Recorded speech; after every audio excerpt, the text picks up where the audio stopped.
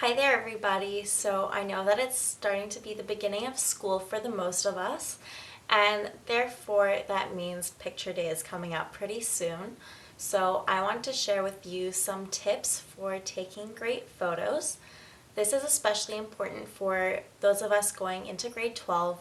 We will have our grad photos this year, and these are photos that you're going to be keeping for the rest of your life, so you want them to look very timeless and classy. So let's just get started with the tips. I have about over 10 tips, so I'm going to try to go through this pretty quickly. You might actually want to grab a pen and paper and write some of these tips down. And on the day of your photo day, just keep them next to your mirror when you're getting ready, and even bring them with you if you want. So my first step is get your makeup right. On the day of your photos, you want to start with a very cleansed face. Use some foundation primer and use a foundation that has medium to full coverage. You want to keep the rest of your makeup pretty matte as well, so therefore avoid shimmery foundations, don't use any shimmery highlights, and don't use any shimmery bronzers. This goes for the same with eyeshadow, and also don't use any dark eyeshadow because those will be very prominent. It is okay to contour, but like I said, leave out the shimmery highlight. Also make sure that your contour is very well blended.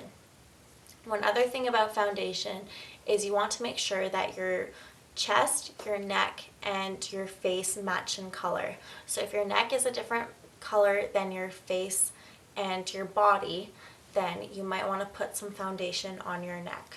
As I just said, you don't want any shiny or shimmery colors on your face, but the one exception is your lips. It is a good idea to put a shiny lip gloss to make your lips appear fuller if you'd like.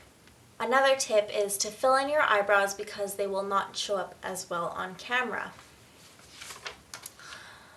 Now, my next tip is practice your smile in the mirror beforehand. This might take a few tries, but you can try in the mirror, you can take some pictures of yourself. Just keep trying until you find a smile that you like. The next thing is wear the right colors. Be sure that you wear a solid color. Don't wear anything that's too trendy that will go out of style in a year or so, because you don't want your photos to look outdated. You want them to be timeless, and you don't want to look back in them and sort of cringe on the style that you were wearing. This is the same for accessorizing. Don't over accessorize. Usually a pair of studded earrings is just enough. Also on colors, try not to match your hair to the same color shirt. So if you have black hair, try not to wear a black shirt, and same goes for skin tones. If you have an undertone of yellow, try not to wear a shirt that's yellow, and if you have pink undertones, try not to wear a pink shirt. My next tip is to sit up straight, but at the same time you want to look relaxed too, so don't tense up. Now my fifth tip is that a lot of models have only 3/4 of their face exposed instead of a full frontal picture. So if you're able to choose the angle at which you're photographed, then you might want to choose that sort of angle.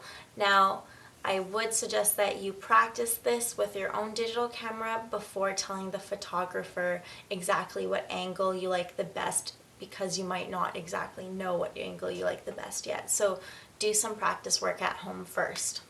My sixth tip is to think of something that's funny right as they're about to take the picture.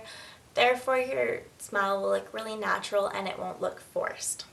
My seventh tip is don't be distracted. Now, whenever I think of this one, I think of the movie 13 Going on 30, when the girl is about to get her picture done in high school and the photographer gets her name wrong, so she tries to correct him, but that's exactly when he's taking the picture. So she has a picture with her mouth open and it doesn't look so hot.